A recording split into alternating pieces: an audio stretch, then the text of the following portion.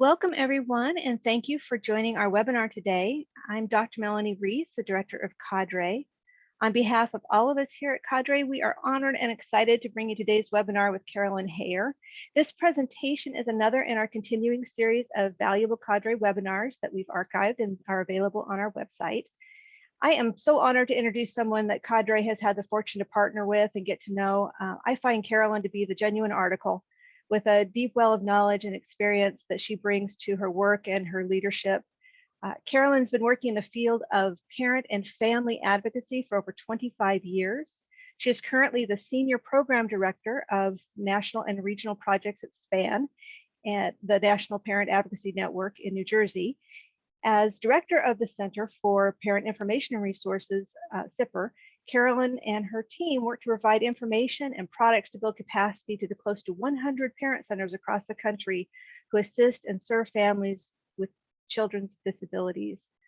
In her various roles at SPAN, Carolyn's conducted presentations at the local, state, and national levels on topics related to health and education advocacy, family professional partnerships, and family and youth leadership development. And she's currently pursuing her master's of public administration degree from Rutgers. We asked Carolyn to share this information with all of you after her amazing presentation at our last symposium, and we're so grateful that she's willing to share her time with all of us. So without further ado, I will turn time over to Carolyn, and thank you, Carolyn, for joining us. Well, thank you so much, Melanie. Good afternoon, everyone. I'm really glad to be here with you.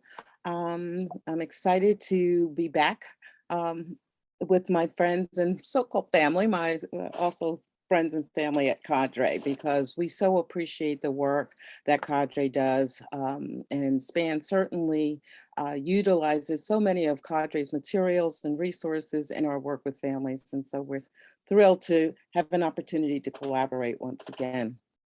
And so today we're going to be speaking about navigating the path forward, managing difficult conversations. Earlier today, we were having a little conversation about how challenging and stressful things have been as of late because of the pandemic and people really having a hard time managing all of the required activities they have to do both at work, at home, with their family. And so oftentimes this gives rise to some difficult conversations that have to be had. And so I'm hoping that during our time together today, we'll be able to have a conversation. I don't want to talk at you, I want to talk with you. And so I will encourage you to please utilize the chat to share comments, thoughts, questions, and concerns as we go through today's presentation.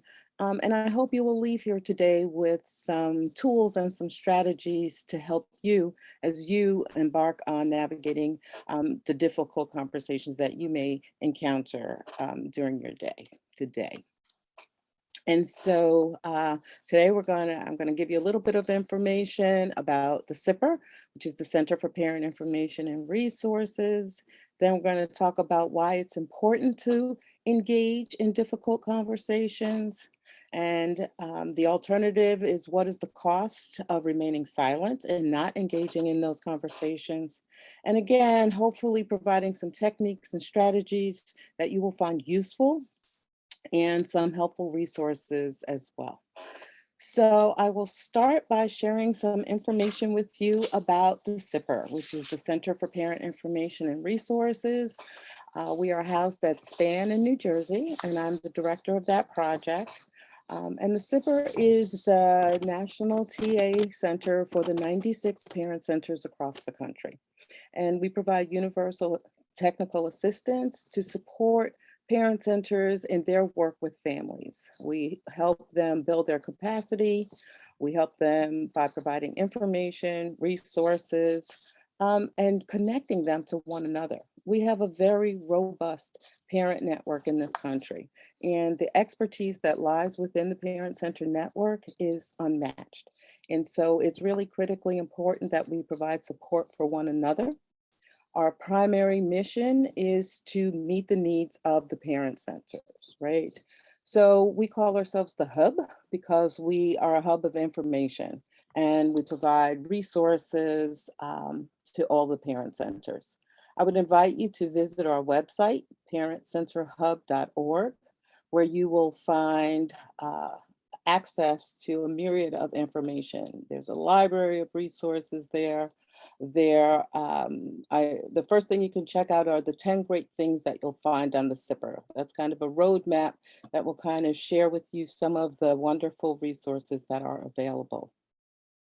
In addition to providing universal technical assistance to the Parent Center Network, we work collaboratively hand in hand with the 4 regional parent technical assistance centers.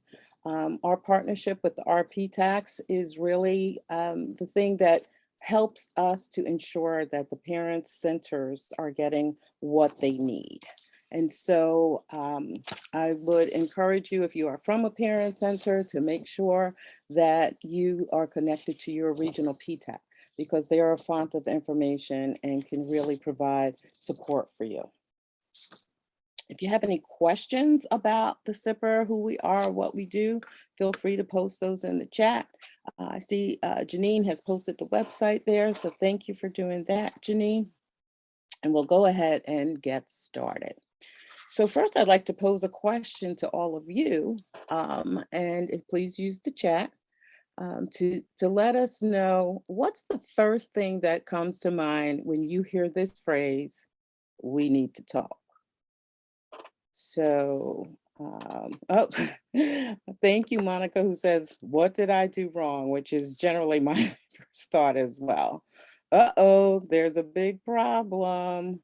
Um, Disagreement. Thank you, Ruth. That is true. And there's someone saying, there's some concerns. Uh-oh, there's a difficult conversation. Here it comes. Conflict. I see that question came up a couple of times. And I know if you have not checked out Cadre's resources on navigating and managing conflict, I would encourage you to do so. Something's not going well. There's something serious going on. So what's interesting, negativity, great term. What's interesting to me is that all of those phrases, those things that people say come to mind when they hear that phrase, "we need to talk," are all negative, right? Someone says anxiety. Thanks, Christine. And that is true. We right away think, no one ever thinks "we need to talk" means, oh, something good is going to come after that, right? We generally think, uh-oh, there's a problem. Thanks, Melissa. A learning opportunity, because that is part of it. It is a learning opportunity, and we're going to talk more about that today. So thank you all for being so proactive and sharing your thoughts. But yes, it's generally a concern when you hear "we need to talk," right?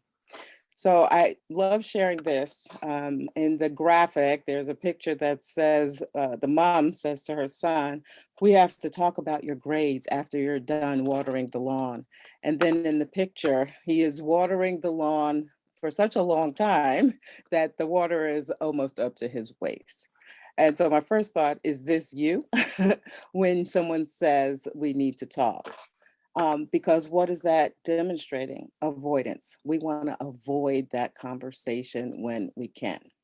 And that is problematic, because that's not going to help to resolve the situation.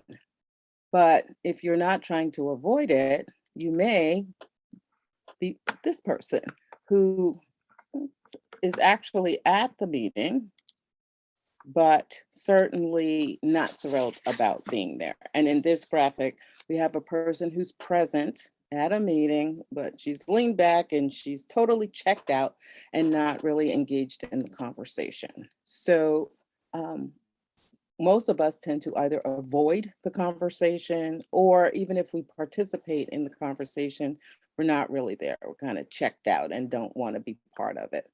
And neither of those are the things that we want to do. But the question is, why? Why do we want to run away from these difficult conversations? And there's a graphic of a young man biting his nails who's clearly not very happy about having to engage.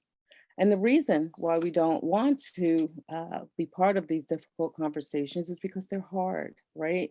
And we're discussing things that really matter most to us. For example, if we're talking about an IEP meeting, We're talking about our kids and our kids' future. And so those are difficult conversations that people tend to shy away from because they're afraid of the outcome. But the important thing to note is shying away from it does not solve the problem and tends to actually make things worse. There was a study done in the UK where the answer to that question about why do we shy away from difficult conversations, 66% of the folks said that they feel stressed or anxious if they know that a difficult conversation is coming up. Similar to what many of us said in response to the question, or how you feel when you hear we need to talk. 57% of the respondents said that they would do almost anything to avoid having a difficult conversation. And 52% of the respondents said that they actually prefer to put up with a negative situation rather than tackle it and have a conversation to resolve it. I think that that's probably true with many of the families that we work with who are not happy with what's going on at school, but may in fact not address the situation and just kind of let things go. That's problematic because the child is not getting the services that they need. But the other reason that that's problematic is people are kind of building up steam while that's happening, right? They're getting angrier and angrier, and at some point they're going to blow. So it's better to kind of address those things as early as possible, and the resolution will be easier if we start sooner rather than later. And we counsel families to try to resolve those disputes early on, because if you wait and you're ending up in a due process situation, it's just much more difficult on every level. And it takes so much more to get to a resolution. And generally, it's not one that everyone buys into. So this is why we need to have this conversation about learning to manage these challenging discussions. When we avoid, and this is a quote from Peter Bromberg, when we avoid difficult conversations, we trade short-term discomfort for long-term dysfunction, right? So rather than be uncomfortable in the short term, we're gonna just drag it out, and things are getting worse and worse and worse. And why do we do that? Because when we are uncomfortable, it's awkward. People may have some guilt associated with that. So they just feel, let me not have this conversation. But in reality, the dysfunction, that silence, is really bringing resentment. And that is going to be another hurdle that we have to try to get over. So I don't know about you, I am a queen of procrastination. And so I am certainly a person who will avoid a difficult conversation if I can, because I often think, well, maybe the situation will resolve itself. It rarely does. That's just doing nothing is not generally going to improve. But most people want to avoid conflict, and they think that avoiding the difficult conversation is going to do that, but it really doesn't. And it's better to learn to navigate these conversations and not try to avoid them. And Jennifer has put an interesting comment in the chat that she lives in a small town and she tries not to cause conflict. And because now everyone is probably then becomes embroiled or involved in that conflict when you have a small town. And also the issue of, people then feel they might need to feel that they need to choose sides, right? And we don't want it to get to that point, because it's not about choosing sides. It is about resolving whatever the issue is. And even though it may be difficult to have that conversation, that's the only way it's going to reach resolution. Even avoiding it, it just grows and grows, and now more and more people are involved. So, and also, if you try to resolve the issue earlier and sooner, when it's just those primary parties that are involved, the rest of the town doesn't have to be involved, doesn't have to know about it, doesn't have to get to that level. So when are our conversations the most difficult? Generally speaking, it's when the topic is one that is an emotional one. And again, we're talking about our children, that how emotional can it be, or friendships, relationships, conflict with family members. Again, we're going to try to avoid so that we don't extend the conflict, not realizing that that's really communication is what will resolve the conflict. These conversations are often difficult when they involve issues that are extremely important to us, our children's education.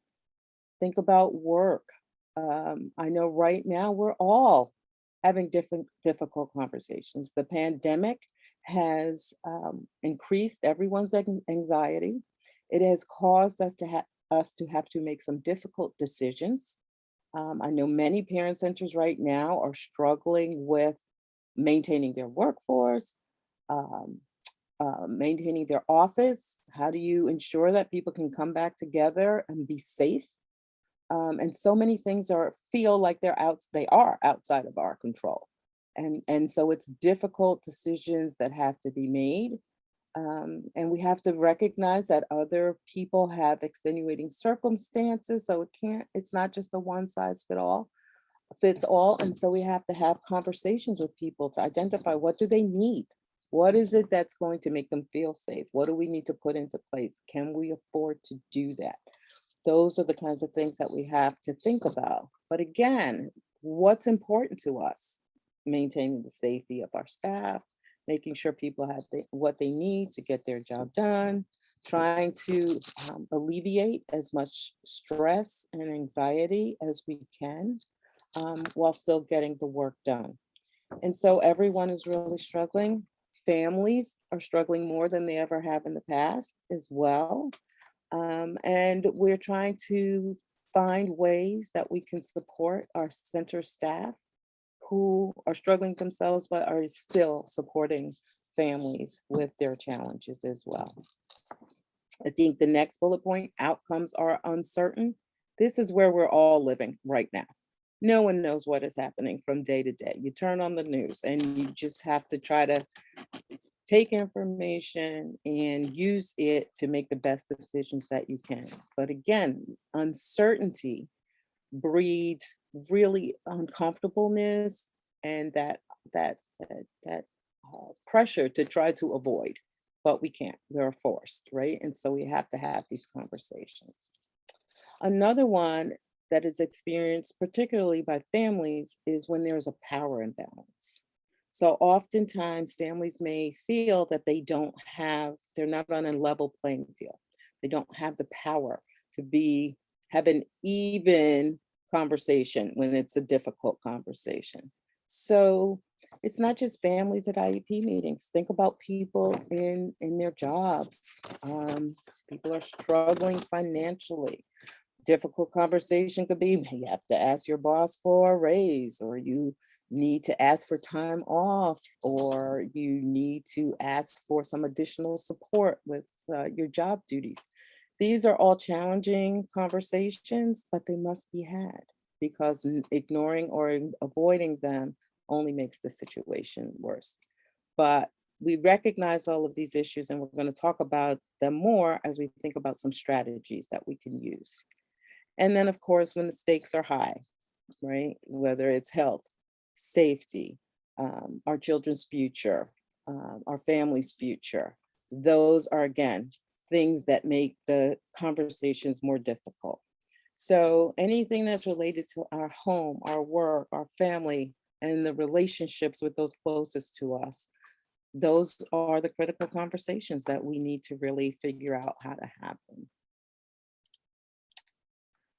So I wanted to share with you as we think about how do we have some of these crucial conversations. And at the bottom, you will see some information. There's a book called Crucial Conversations, Tools for Talking When the Stakes Are High.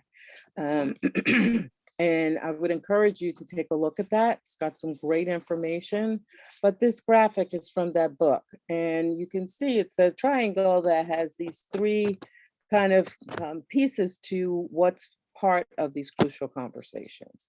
So generally, the conversation is going to be a difficult one when there are opposing opinions, right? If everybody was in agreement, we wouldn't have any sort of conflict. We wouldn't have to have the difficult conversation. Again, strong emotions, things that are really, really important to us, make the conversation more difficult. And then high stakes, what's going to happen or what's the outcome if we don't have this conversation? Is something negative going to happen? Is my child going to be harmed? Or is my family going to suffer? So these are the three critical components of crucial conversations. And so the definition that they give of a crucial conversation is it's a discussion between two or more people that hold opposing opinions about a high stakes issue. And it's an emotionally charged conversation. So emotions are running strong. So is there some potential loss? Where is the struggle? And sometimes the struggle is people know what they need, they know what they want, but they don't have the communication tools to be able to share that with the other person. So some things to start to think about when you're having crucial conversations are what happened, what should have happened, and be able to clearly convey that is the starting point. I think sometimes we enter into difficult conversations focused on the outcome when we really have to start with what is it that triggered this? What happened or did not happen? And how do you feel about that? Right? Because feelings, the emotions is a critical piece. And then, of course, how do we start to have a conversation about resolving it? But you can't talk about resolution if both sides are not on the same page about what did or did not happen. So folks have to think about honing their communication skills to be able to clearly communicate when you're entering this difficult conversation. What is it that that happened or what should have happened? So for example, we're at that IEP meeting. Oftentimes families are struggling to communicate what it is that they expected their child to be learning or doing, and saying, well, what has happened is that they're not learning or doing that. I think the other thing that the pandemic has done is parents are more engaged than they have ever been in their children's education. They're the teachers, so they're seeing firsthand. And we've heard from families on both ends of the spectrum, families who say, wow, my child is doing a lot more in school than I thought they were doing. Or conversely, wow, my child is not performing the way that I thought they were. But now that I'm seeing them on a day-to-day basis, what they're working on, I realize that there's some more skills that I would want them to develop. So when they're going into that IEP meeting to have that conversation, the first thing they're going to say is to share, this is where we are, what has happened or what didn't happen.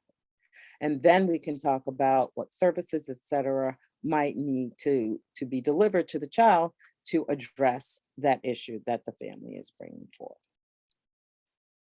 So let's kind of talk about how do we do this, right? Where do we begin? We're going to start with step one, which is that inquire. So, and it depends on which end of the conversation you're in. So if you are the person that has an issue that needs to engage in a difficult conversation with someone else, then you want to be able to communicate what your concerns are. If you're the person that someone is coming to who needs some resolution for a problem that they're having, the first thing you want to do is to inquire, what is the situation? What is happening? Kind of, we call it, have some discovery, right? Think about what is it that this has happened. So what's the situation, what did or didn't happen, and get some clarity around that and spend as much time as necessary to do that. Let's not just jump to solving the problem. Let's be clear on what the problem is, right?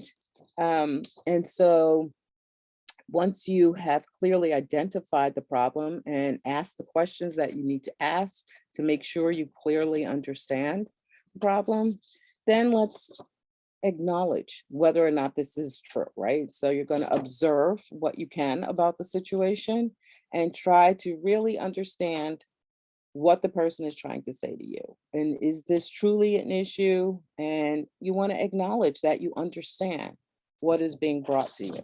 And conversely, if you're going to someone to get some resolution, you want to do whatever you can to clearly convey to them what the issue is, make sure they understand. And that means you may need to ask them questions to make sure they're really understanding the situation that you're bringing back to them.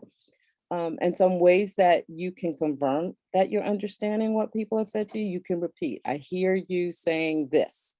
Am I on the right track? Try not to be defensive in your questions, but try to just make sure you're understanding what the situation is. So again, not thinking about how to solve the problem, knowing exactly what the problem is, right?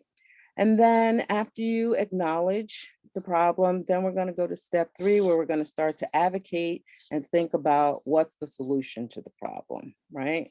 You want to see what has been the impact. What has this situation caused to happen? How do we stop that from happening immediately? And then how do we then start to problem solve to make sure that it doesn't recur or happen again? So you want to share your understanding, and then start the problem solving piece is really about having a conversation. And you do that by asking some open-ended questions.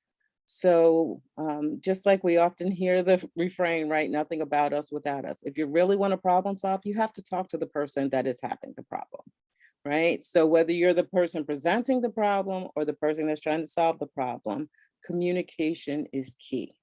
Don't try to solve someone's problem based on what you would want to happen. First, find out what it is that they need. What are they seeking? What would be the solution that would work best for them? And really have a brainstorming. Don't get in your head, well, here's the solution that I think, and not be open to listening to what the other person has to say. Sometimes this can get adversarial because as you start to think about what the solution is that you would want to see, we sometimes have a hard time then being receptive to a different solution. But again, recognizing that you have to, it's not a resolution if it doesn't work for the person that is seeking some way to resolve the conflict, right? So it can't just be a one-way street. And if you're asking for support or asking for someone to address the problem, be prepared to offer some solutions. Don't just say, here's a problem, and not be willing to do a little bit of work to help resolve the problem. And sometimes that's asking questions from your side. So for example, a common problem is a student may not be receiving all of the therapies that they need, right? We know that there's a teacher shortage. We know that there are speech therapist shortages, right? So it's not just to go in and say, we're not getting the speech that we're entitled to, because that is a valid problem. But then have some conversations about, well, how do we resolve that? Is there another speech therapist available? Can we come before school? Can we come after school? Can we contract outside of the school district for that speech therapy? And then tap into your network. But it can't just be, we're not getting all our speech therapy and end the conversation there. It's really about broadening the scope. Can we have some shared services? Can we make this up at another time? So we're recognizing there's a problem. We're advocating for a solution, and it needs to be outside of the box, right? But what's not okay is to say, well, we're not getting the speech we're supposed to have. I'm sorry, we're short speech therapists, and that's the end of the conversation. No, it has to continue. And it needs to be, where else can we find this service? So we really need to brainstorm and not dig our heels in. So preparation is really the key to having success when we're navigating difficult conversations. So um, there's the 4 Ds of difficult conversations. So the first one is denial, right? And that's sometimes what we're confronted with on both sides. I may have a problem, but I may deny it. Or I recognize my problem. I go to someone to help me resolve it. And as I engage in this conversation, they're in denial that the problem exists. So we already talked about what is the situation? How do we clarify what did or didn't happen?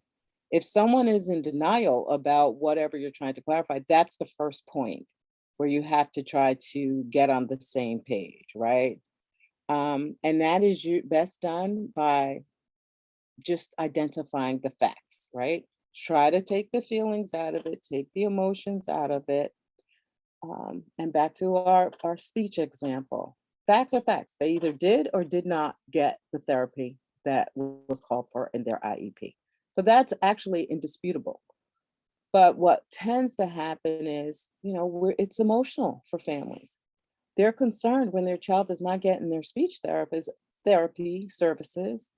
They're thinking about long-term impact. If they don't get these services, what's the implication? They'll fall behind, further and further behind. And then we're emotionally charged. And that's how we're coming to the conversation versus very clear, state the facts. We're supposed to get speech 3 times a week. We've been getting it once a week for the past 12 weeks. How are we going to make up these 24 sessions? Just start there. Not easy. Sounds easy, but it's not easy when you're in the moment.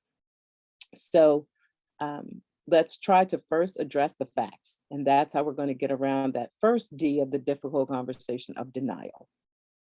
Then the second D is deflection.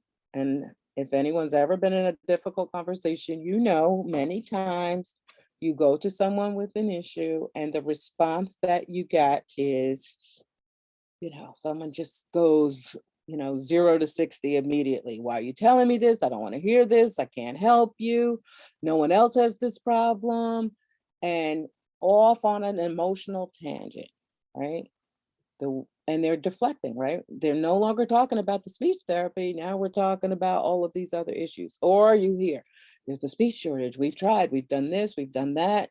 We put ads in the paper, we've stood on the street corner and waved at people and done whatever we could to find speech there, which could all be true. But the fact still remains that the child has not gotten the services that they're supposed to get. So all of that is maybe true, but it's totally irrelevant to resolving the issue. So we still have the problem. So try to remain focused on that situation that you came with the factual information and just redirect back to that, no matter how the other person tries to take the conversation into a different direction. Stay the course, basically. Then the third D of the difficult conversation is disruption. So that's the person that just explodes, right? Can't believe you're coming to me. I've worked so hard to help your child. I've done everything in my power to address this problem. And you have to try to remain calm and not engage because, human nature is your first response is to kind of respond in the way that you're being treated. So you have to really consciously try to remain calm. Don't engage in that same type of behavior. And also just, no, I'm sorry, the slides, we're on the same slide. So no matter what the other person does, whether they're shouting, they're screaming, crying, storming out of the room, you still remain calm and focused. And when you can get to speak to them again, you go right back to what that situation is. We have not received, we're short 24 speech sessions. And then the last D of the 4 Ds of difficult conversation is dumping, where the other person just wants to dump on you and say, all right, this whole thing is your fault. There's nothing else that I can do about it. Again, try not to take it personally.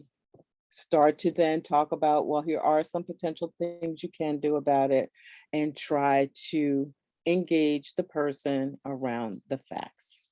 So you do that best by being prepared and coming to the table with the facts, potential solutions, and remaining calm and not getting emotional.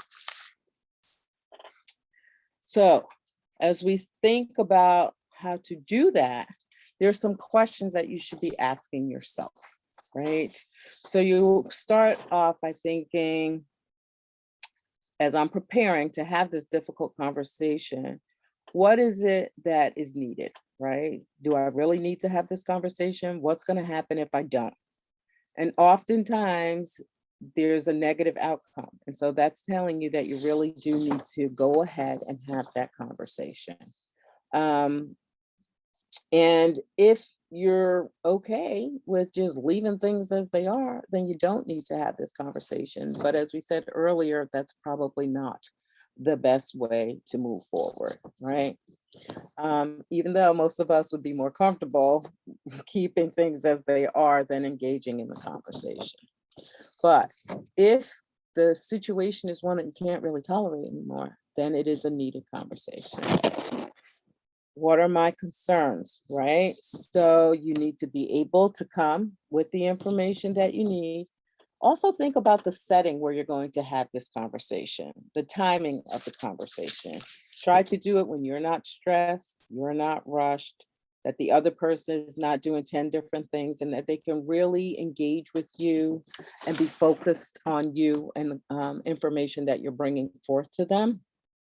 And particularly now where everything is happening in a remote virtual world, difficult conversations are best had in person, if possible. Not always possible, but if so, I would encourage that. There's so much communication that happens, nonverbal communication that happens that we just don't capture in a virtual or remote conversation, that we're not really that you're likely to have a better outcome when you can be in the room, see the person's body language, see how they respond to you, all those nonverbal communication cues. Sometimes you might think you want to bring someone else with you to the conversation. As we always encourage families when they're going to that IEP meeting, bring someone with you who can be in the moment, is not going to react emotionally, and who can really also hear what the other person is saying, clarify points if necessary. Always be willing to kind of share what it is that you're trying to get to, right? Not just the resolution, but why? Why are you seeking that resolution? What's that emotional pull? And get that person on board. One of the things that I often say when we're working with school districts, we don't always know, or families as parents, they don't always know what to ask for when they go to the district. They don't know of the resources that are available. So they may not have the specific ask. Part of the communication needs to be to get the other person to understand why you're seeking this particular service, support, or resolution. And then they may be privy to information that you're not aware of, where they can say, oh, okay, well, if that's what you're looking for, we can offer X, Y, or Z. So oftentimes we're in there, back to the same example of speech.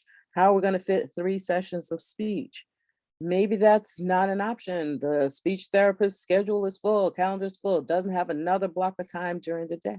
Well, it doesn't have to be during the day. It could be after school, before school, weekends. That's when we can start to think about and brainstorm other ways to resolve the problem. And then also think about what you can bring to the table to assist in the resolution. And also note that it doesn't have to be forever. So if making up those 24 sessions means over the summer that y'all just going to get 3 weeks or 4 weeks of speech, that's how they're going to make it up. Figure out how you can make that happen, but don't just say we can just not do it, or we only have to do it within the confines of the school day. I see Marianne has posted a comment. I find that, oops, Find that when meetings are rushed, it elevates the anxiety of participants. Anxiety causes the brain to go into self-preservation mode. So fight, flight, or freeze response begins to kick in. Absolutely.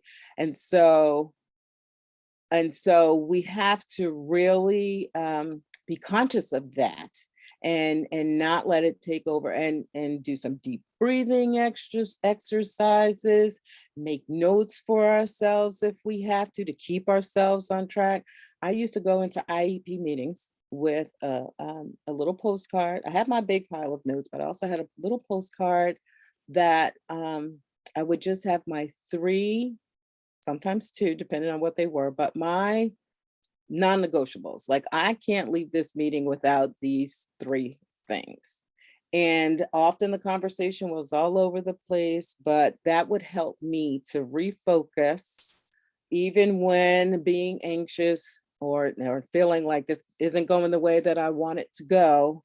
I could just look back at that card and it would redirect me and get me back on the path, because there's so many things that our kids need, right?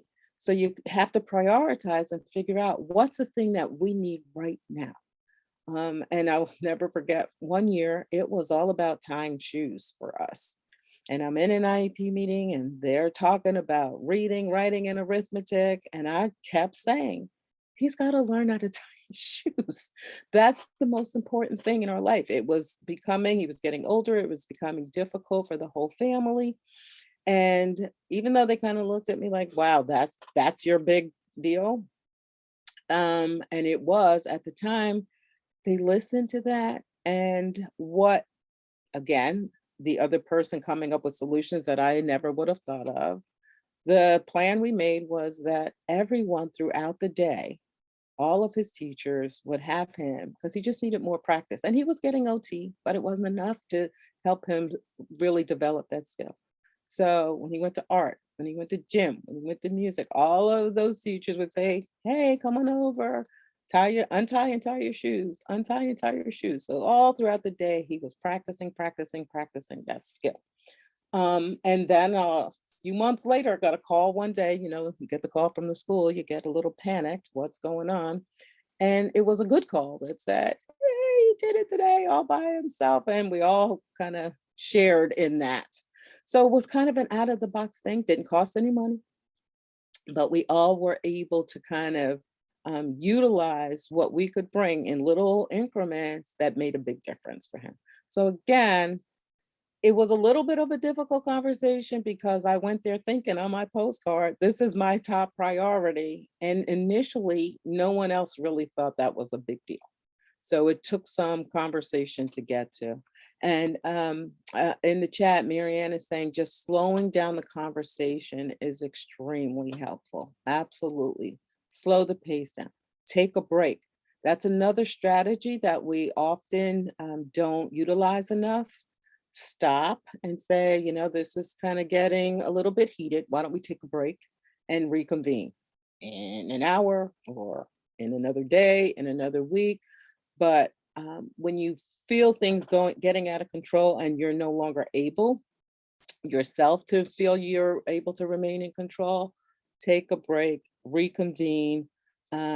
That's another strategy that we can use with schools, because reconvening another meeting is not an easy task, right? So sometimes the threat of reconvening a meeting might be the thing that helps to push us to the finish line and reach some sort of resolution. As we are having these conversations, look for places where we do have agreement and document that. Write it down. Following the meeting, we're going to share that with everybody, make sure everyone's on the same page, so that there's no questions later or misunderstandings later.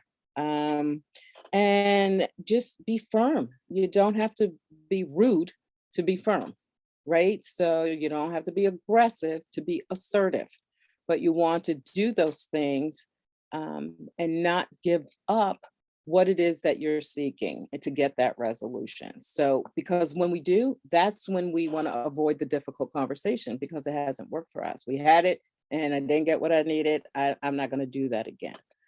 So kind of just keep your, wits about you, but stick to it. Don't give up and come back to the table if necessary. And Stephanie has shared that my husband calls for a break when we're having a disagreement. The first time it happened, I thought it was crazy, but it really helps. I'm going to take that advice. But yes, it's just kind of step away is often good for everyone involved, gives you a fresh perspective. You can come back because the other challenge that we have in our communication is we're so busy trying to get to what it is that we want that we're often not hearing what the other person is saying. And I think that taking that break or calling for a break allows us to do that, to step away and kind of think about what the other person has said to us, process it, and not be just trying to responding so quickly in the moment. Just want to move to the next slide where we're going to have here some tips right around managing these conversations. Again, I've cited at the bottom another great book. It's called Choosing Courage, the everyday guide to being brave at work. But many of the strategies that are listed there are not just about the workplace. We can use them across all domains of our life. And so, thinking about how do we balance the positive with the negative. So don't always go in and talk about the negative, negative, negative. Look for and speak to the positive things that are happening, right? Don't make it personal, and that's really hard to do, but try to keep focused on what the issue is. Identify ongoing support. So again, looking for other people that can kind of come in and help with that resolution. And I think the big one is listen more than you speak, which is hard because you're going in to get something done that you want something to happen. So you feel you have to communicate your needs, but also it's really important to listen and process what the other person is saying. And I think another one is um, sometimes when we're engaging in a difficult conversation, we've thought about and processed and hashed this issue over in our heads for a very long time. Um, but don't assume that your position is going to be obvious to the other person. You need to explain and give some context to the other person, not just assume that everybody, why can't they see this? It's so obvious to me. Um, and own your own feelings and don't make the other person responsible for that. So those are some of the don'ts, some of the do's. Be as clear and concise as possible. Don't tell the whole story, just give the pertinent information. Be honest, right? Because you're trying to also build trust. And so you have to be honest and bring that to the table so that the other person can be reciprocate the same way. Be aware of and cognizant of the other person's feelings. Just like you're keeping your own feelings in check, try to see the situation from their perspective. Lesson learned for me early on was that, um, particularly around the IEP team, my initial thoughts were these people just don't want to do the right thing for my kid, right? That was my emotional baggage. But the reality was that I learned they often didn't know what needed to be done. And so part of that process for me was sharing information and educating them about what it was that I was basing my opinions on and my request on. And I didn't realize that at first. I just assumed they knew that because they were professionals, but they didn't know everything that I had read after poring over books and magazine articles and the internet to find out everything I could find out about my child's disability. I see some comments in the chat. Marianne is saying, I believe Steve Covey is the one who wrote Seek First to Understand Before Being Understood. Absolutely. Oh, I apologize. I'm having a little problem with my mouse here. Thank you, Dee. Yes, we will share the recording. I believe I'm going to leave that up to Cadre to respond, but I do believe we're going to. And here's I believe a question. I've requested compensatory education due to an inadequately designed and implemented IEP. The school is meeting with me to discuss this next week, but has been advised by their attorneys that this is not an IEP team meeting and doesn't follow those rules. How can I best prepare myself for a contentious meeting that has no rules / expectations? I cannot afford an attorney. That is a fantastic question, Dawn. So the first thing is you do want to clarify if they're saying it's not an IEP meeting, what is it? So what are we, because IEP meetings, there are rules. There's things that have to happen. There are timelines. There's prior written notice. There are rules about what needs to happen in an IEP meeting. I'm not sure if there's a discussion about your child's program, placement, or services, then it's an IEP meeting. And so here's a time to ask the question. I perceive this as an IEP meeting because we're going to be discussing program services and/or services. So if it's not an IEP meeting, what is it? And let them define that for you, because I can't imagine what it is if it's not an IEP meeting. But if they've already told you it's not an IEP meeting, let them clarify for you what it is. Another thing that you can do when you're in the meeting is be comfortable with the uncomfortable silence, which is that thing that happens when you ask a question and no one is too quick to respond. And we often want to fill that void, you know, pinch yourself, sit on your hands, whatever you have to do. But if you ask a question like, if this is not an IEP meeting, what is it? Just don't say anything until someone answers that question for you. And that is a very good tactic to use when you're involved in a meeting and you're not really sure why someone is saying something or offering something or denying something. Ask that question and just wait. And it can be very uncomfortable, but prepare yourself and just sit and wait for someone to give you an answer to your question. And once they give it to you, you say, can I have that in writing, right? Because it's all about documenting the conversation. So it sounds like it's going to be a difficult conversation. I'm glad you're preparing yourself. There's lots of information about compensatory education because of what has been going on with the pandemic.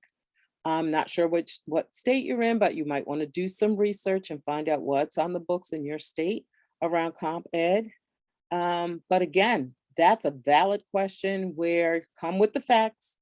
Make sure you have the information about what services need to be compensated. What did your child miss?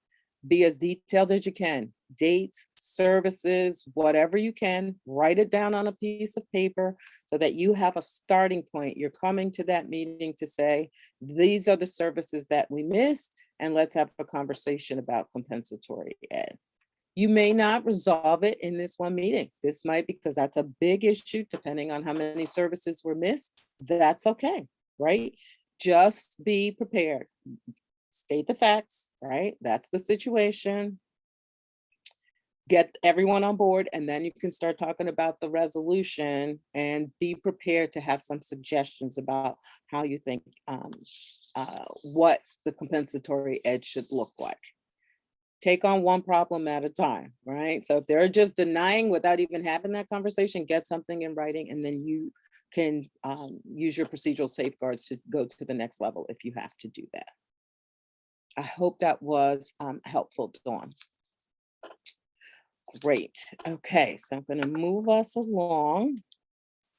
So here's some sample phrases because it's often difficult to, oh my goodness, my computer has a mind of its own today. Some Wait, did I miss? I apologize. So here, okay, some sample phrases that you can use. And you reword these to what's comfortable for you, but you got to figure out ways to, we talked earlier about mirroring, right? So when someone says something, you want to clarify. Let me see if I understand what you're saying. Or here's what I thought I heard you say. Is that accurate? So you want to get that confirmation from the other person. Again, clarity on what the situation is, what happened or what did not happen. And then where you can, you're going to validate where you're in agreement. I agree with what you're saying. That goes a long way, particularly when there's a lot of disagreement. You want to acknowledge that when you can. Oh, I apologize. Oh my goodness. And if someone is saying something that you agree with, or your comments make sense to me, thank you for sharing that. If they don't make sense to you, ask the question. Questions are the number one way to resolve issues, right? And sometimes you don't agree, so you want to kind of couch it and say, I can see how you would feel that way, but let me tell you and give some more information to try to clarify the situation. And empathy is important as well. You're not always going to agree. But again, you don't have to be disagreeable when you disagree. So I can imagine you might be feeling this way, but here's why this is or is not happening. And then always be kind of checking in to see if you have the buy-in, right? See if everybody is on the same page. So how are you feeling about this decision? And don't walk away if you're not in agreement, and not saying that you're not in agreement. I think it's important that we use the time when we're having these conversations to capture where we agree, where we don't, because then we know what the next step is. And then asking people for some input. How would they approach this if they're not in agreement? You're not in agreement with the decision. How would you solve the problem? What other things do you think can we do? So some other techniques and strategies, and I think we talked about this a little bit, use clear, concise language as much as you possibly can. Be positive and proactive and keep your emotions in check. Easier said than done. Always come prepared. Come prepared with the facts, come prepared with some data, come prepared with some options that you think would be will resolve the issue.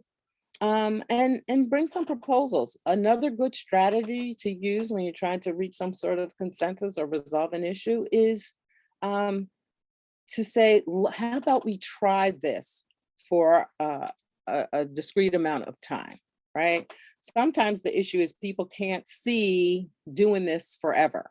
So how about we say we do this for 6 weeks, let's come back to the table, see where we are, see where things went well, where things didn't go so well, and see where we need to readjust.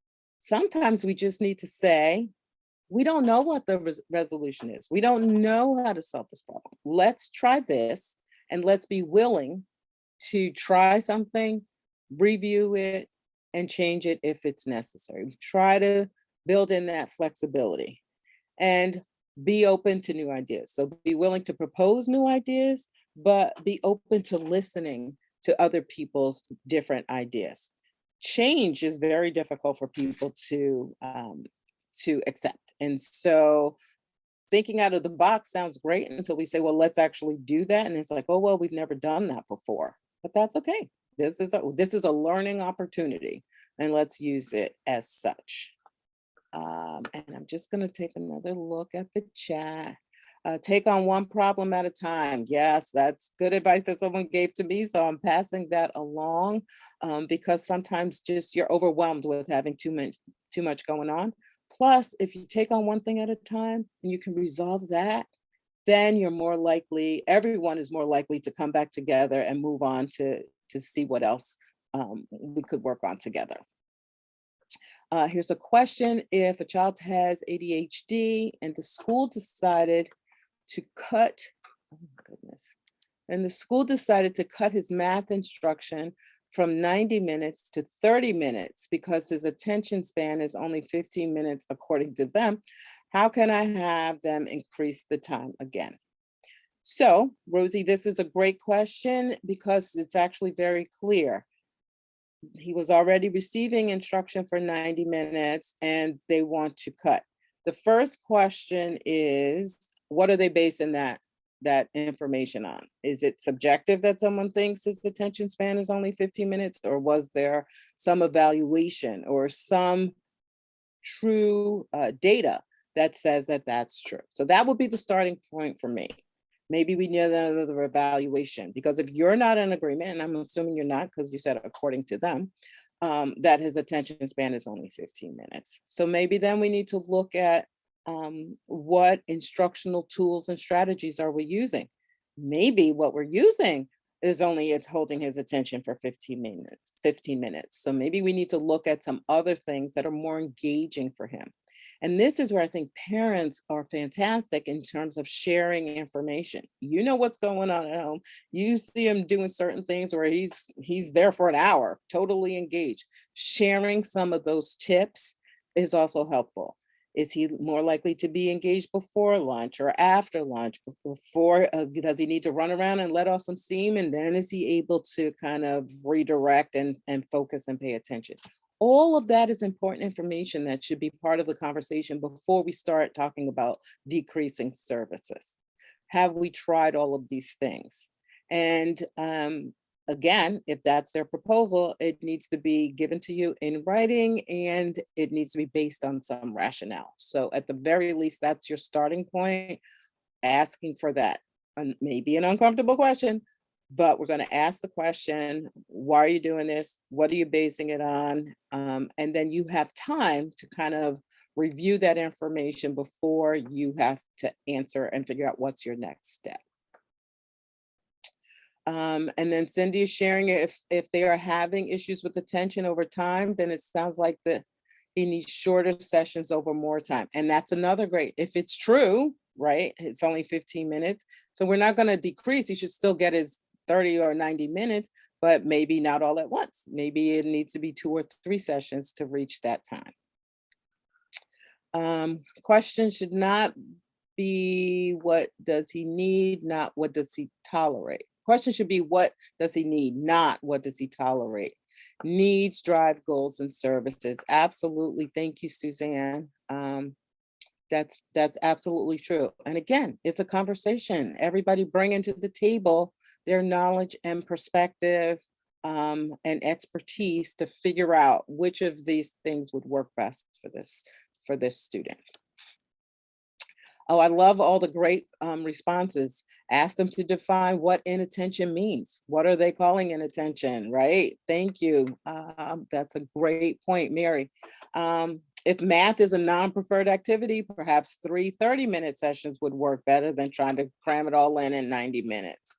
I've seen lots of kids on the ground doing work. So it's, again, this is be open to new ideas, new conversations. Nothing should be off the table. And just document. So great question. Thank you so much. So I'm having a really hard time with my PowerPoint here. So here's some things to avoid. These are the big don'ts. Don't assume, and we know what that acronym could stand for. Don't blame, don't judge, and don't be overly dramatic, right? Just, again, convey the facts, have backup data, brainstorm, communicate, get everybody on board. And just, if you're raising your voice, that probably means you need a break. Everybody might need a break, and recognize that. And here's some of the do's, right? So do listen to what the other person is saying. Not just listen, but process, right? Listen to see where there's some commonalities with what you are thinking. And as you're preparing for your meeting and your problem solving, do some role playing if you have to.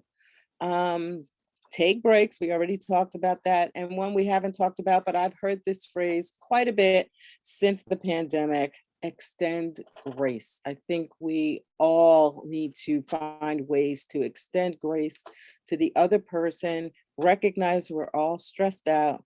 That doesn't mean we don't advocate for our children. That doesn't mean we just accept the status quo.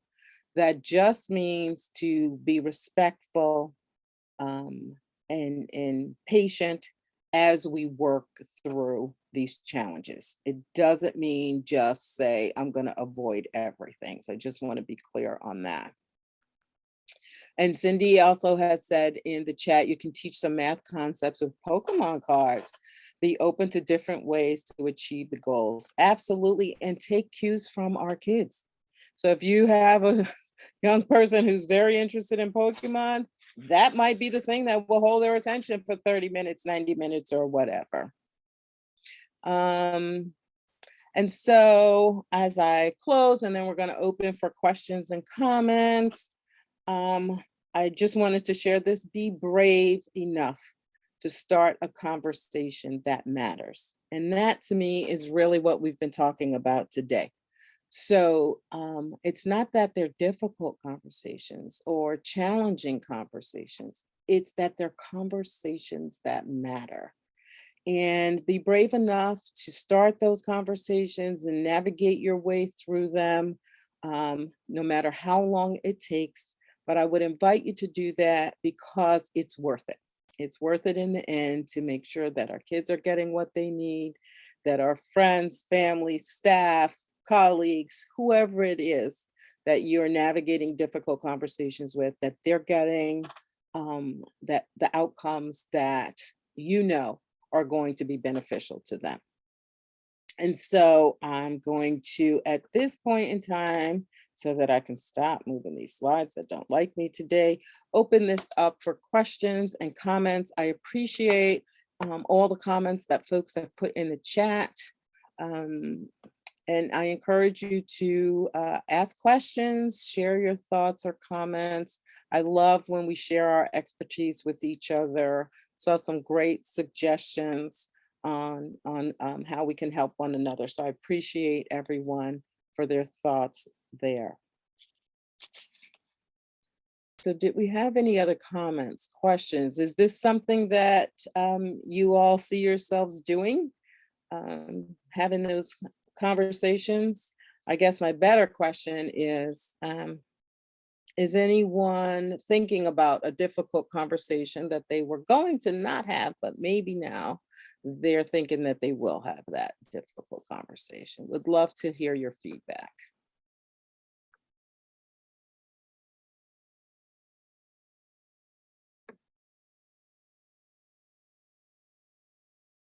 Very quiet.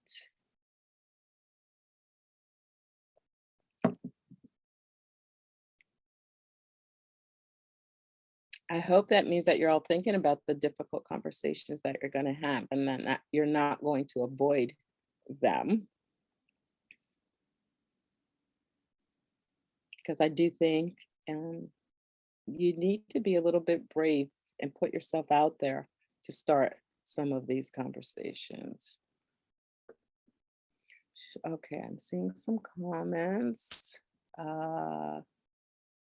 Thanks for your presentation. Could you briefly explain again about inquiry since I came late a bit? Sure, absolutely. So the inquiry part is very important because you need to start with the facts, right? So what's the situation? What is it that we're dealing with? Inquiry really addresses making sure that you understand, or the other person understands what is what the issue is, what you're trying to get to. We're here at point A, we're trying to get to point B. What is point B? So how do we navigate a path there? And inquiry is about asking questions. It's about clarifying and making sure everybody understands and is on the same page around what the issue is. It's also getting some information and clarity around what are the resources or the potential information or supports that are available to address the problem, right? We have to work within those confines, right? There's only so many hours in a day. There's only so much that we can do, but maybe we can spend that time differently. And I think the example that was given about the decreasing the service from 90 minutes to 15 minutes or 30 minutes, whatever it was, because of the attention span, that's not the solution that we're going to decrease the services. Let's figure out a different way to deliver the 90 minutes of service, breaking it up, changing our methodology, whatever. And so the inquiry is the piece that gets us back to the conversation about the solution is not to decrease the service. The solution is to change how we deliver it. I often say this around the inclusion discussion, right? Oftentimes we spend a lot of a lot of time in IEP meetings having conversations about whether or not a student should be included. When I always want to say, let's start with, yes, they'll be included. Let's spend this hour and a half meeting talking about how we're going to do it. And those are two different things, right? They're two different conversations. So the inquiry is the piece that gets us to figuring out how we're going to do it, not whether or not we should do it. I hope that that is helpful. Thanks for the reminders on how to advocate without losing your cool. Easier said than done, but and I have to say, I was in a meeting once that I literally could feel my blood boil, and I just stood up and said, "Okay, we have to have another meeting." I just knew I could not keep my composure in that meeting. It had just gotten to that point. So know your triggers, know when you're starting to feel that way, and get yourself out of that situation and remain cool and come back with cooler, clearer heads. Tisha, I hope I said that correctly, says, I think difficult conversations will always be difficult to start, but having the tools to prepare for them is extremely helpful. I totally agree. Lots of thank yous. I hope you all will take and share this information.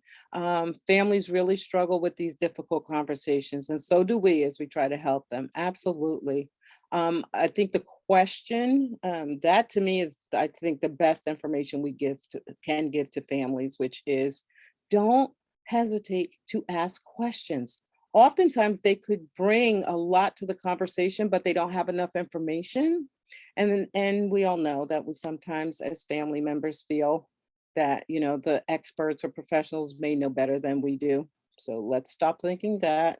And I had a woman once say to me, all the people at the table have letters after their name. And I said, yes, so do you. MOMDAD. You need letters, put some letters after your name, but we bring a very high level of expertise. No one knows our children as well as we do. So I'm very happy to be here and share with you, Monica. Let's see. Oh, great. Thank you so much, Kimberly.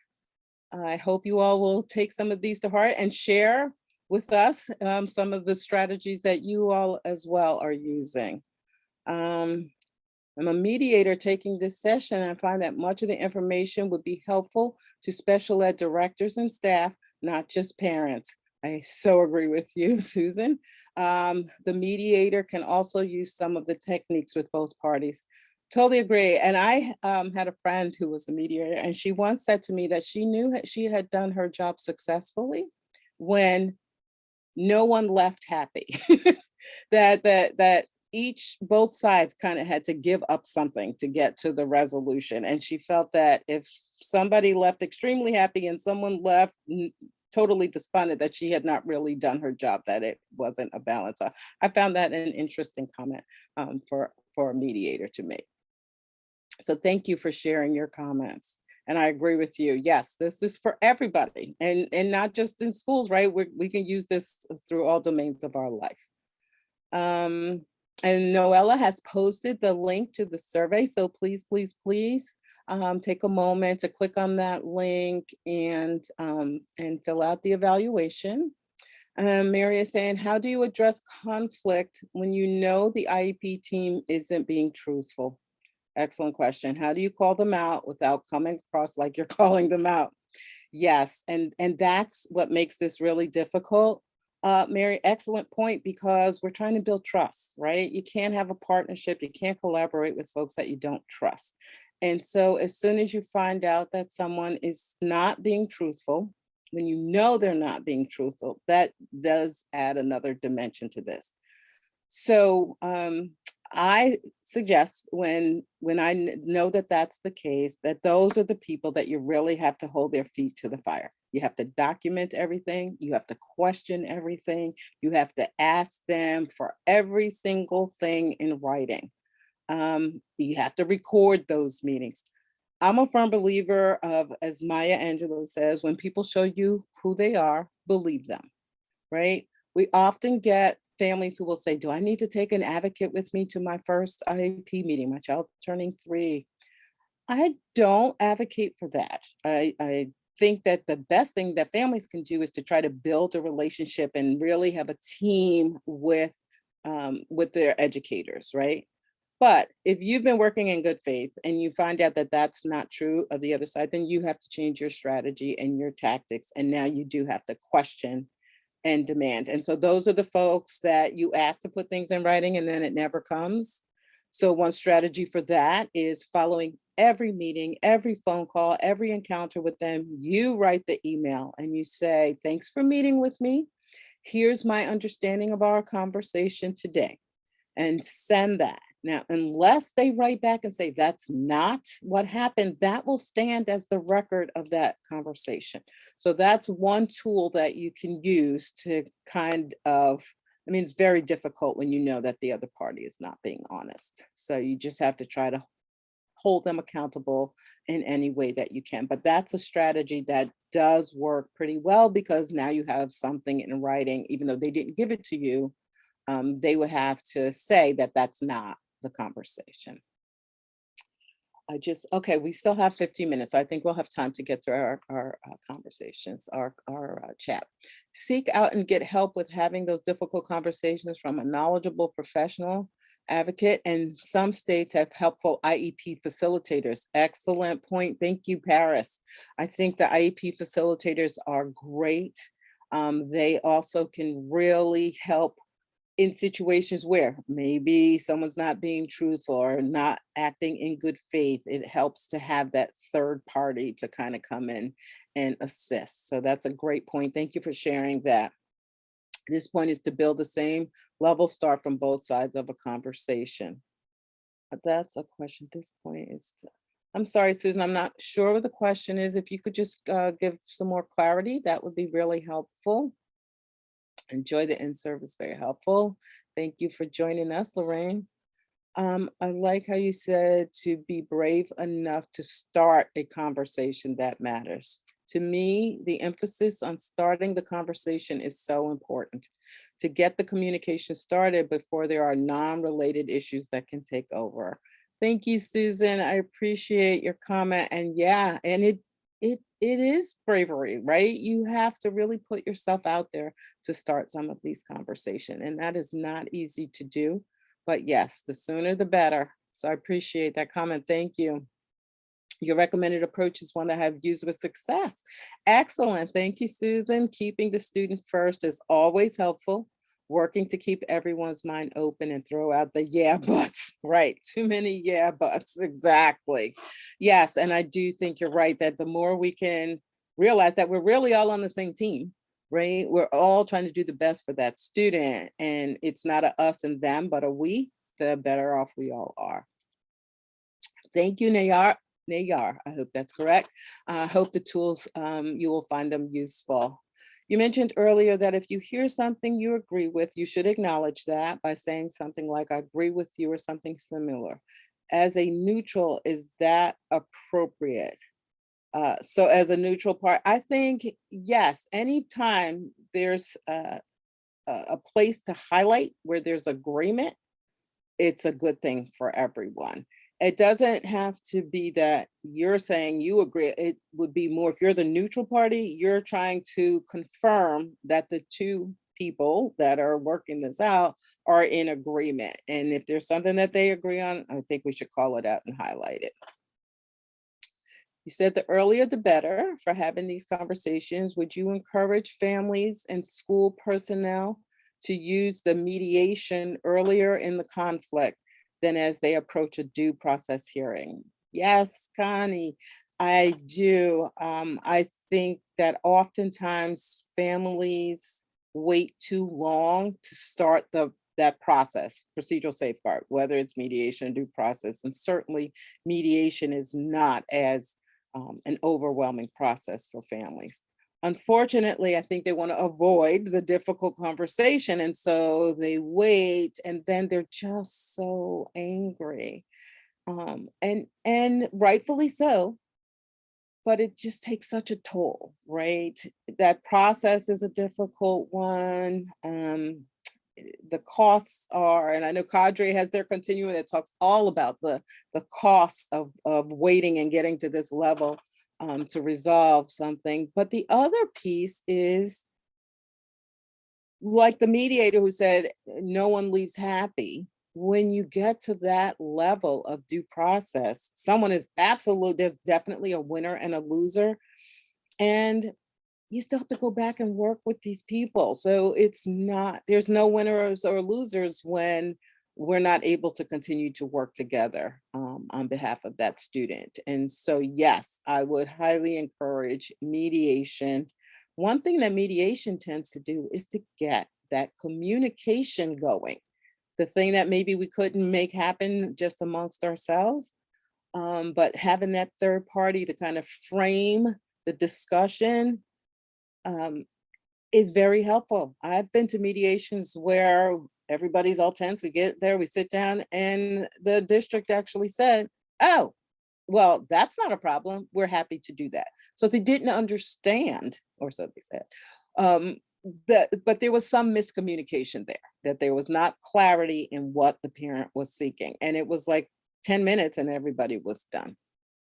Um, so don't forget to fill out the survey. It's in there. I encourage parents to write down their parent concerns. Excellent, Kathy. So agree. To share with the school as well as to remind parents what issues they wish to discuss.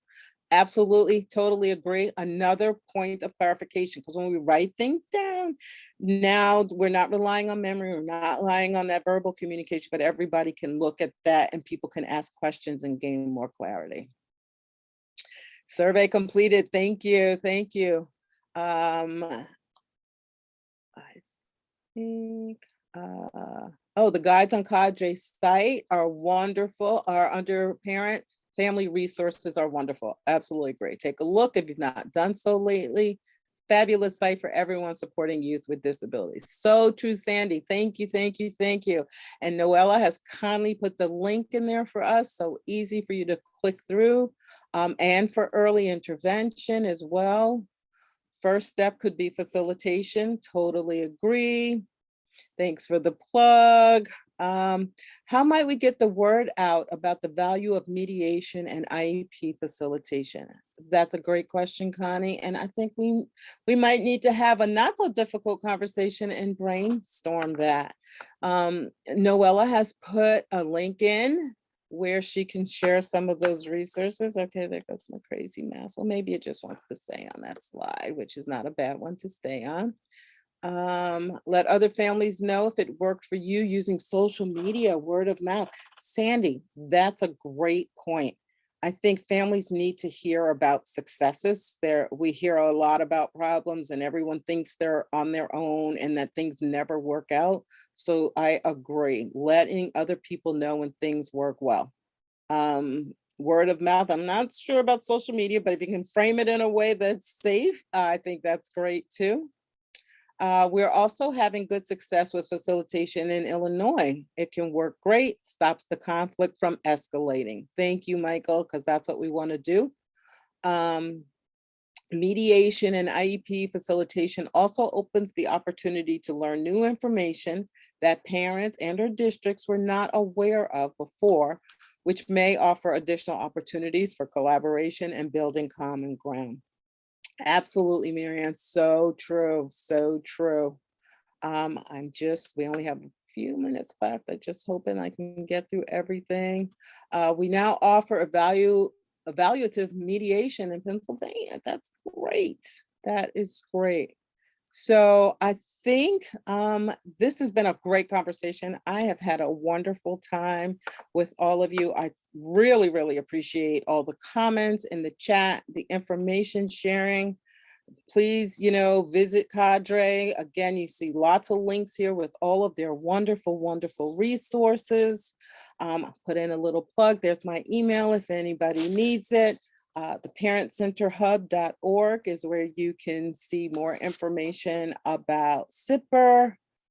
And I'm going to turn this back over, I think, to Melanie. Yeah. Okay, I wasn't sure. Can talk about the information that Cadre wants to share with you. Carolyn, thank you so much for your just insights and your generosity and helping us engage in those critical conversations. This material was fabulous. It's fabulous, rich and valuable. We hope that you found the information that she shared today valuable and meaningful and important in the work that you're doing, and know that this will be posted. The recording will be available. It will be archived on our site, so be looking forward to that in a few days. Your feedback is extraordinarily important to us, so please click on that link in the chat box to fill out a very brief survey to evaluate today's webinar. We very much appreciate your feedback. If you have any questions for us, don't hesitate to contact Cadre. Visit us online at www.cadre.org. We look forward to hearing from you if you need any support. And I wanted to remind everybody that our symposium is coming up just a week after the conference that Carolyn mentioned. But this is our ninth National Symposium on Dispute Resolution and Special Education. We've got folks coming from a variety of different worlds. You've got educators and parent-centered leaders and districts and practitioners, and it's really the only conference of its kind that really focuses on dispute resolution. Cost is $400, includes breakfast and lunch, plus reception. More than 40 sessions to choose from, national leaders, so please come. Registration is going to be available at the end of the month. So from all of us at Cadre, thank you so much for joining us today and have a fantastic summer. Take care, everybody.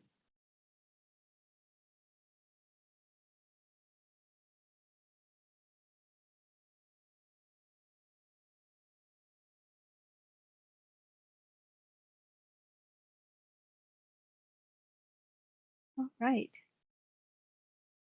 I think we just need to hang up, Carolyn, but thank you so much again. You're just wonderful. We're lucky to have you in our world. I'm very glad to be here in this world with you. I had a great time. Thanks so much for hosting. And we'll be in touch. All right. Talk to you soon. All right. Take care. Bye-bye.